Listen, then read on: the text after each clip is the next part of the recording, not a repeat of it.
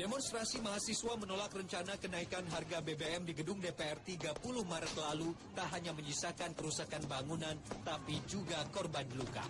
12 orang wartawan dan polisi yang bertugas di lokasi yang sedang keos mengalami luka bakar di sejumlah anggota tubuhnya akibat terkena cairan kimia.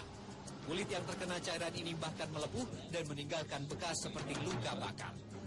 2 orang wartawan TV swasta Ananto Handoyo dan Alfi Apriyayandi menjadi korban dengan luka di bagian tangan, wajah, leher, dan kepala. Kepala gitu segala macam. Pada saat itu hanya memikirkan paling air doang nih gitu.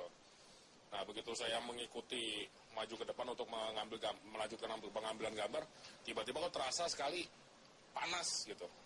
Gak lama kemudian jadi perih. Nah di situ saya udah nggak kuat lagi, saya balik lagi untuk disiram air gitu di gedung DPR itu.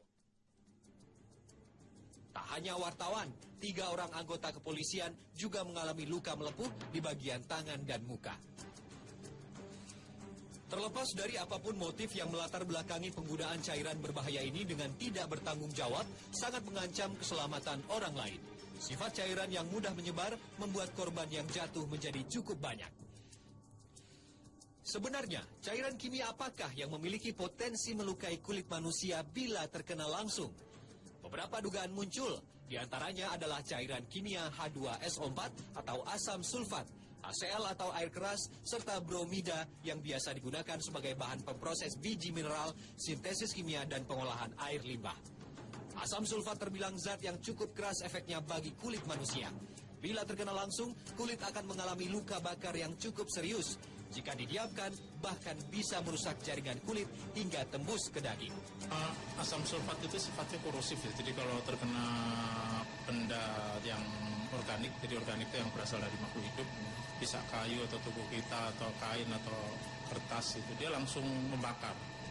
Membakar itu jadi seperti hancur dan lumer.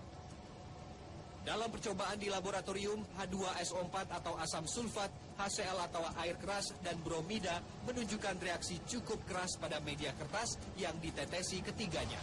Bahkan, kertas langsung gosong dalam jangka waktu yang tak lama. Bahan kimia silil bromida dan akrolin dikenal sangat keras dan dalam dosis sangat rendah biasa digunakan untuk antiseptik. Zat ini reaktif terhadap protein dan dalam konsentrasi pekat bisa menyebabkan gatal, perih, rasa panas, dan kulit terbakar. Sedangkan akrolin biasa digunakan untuk gas air mata dalam konsentrat rendah dan bisa sangat berbahaya bila terkena kulit dalam konsentrasi tinggi.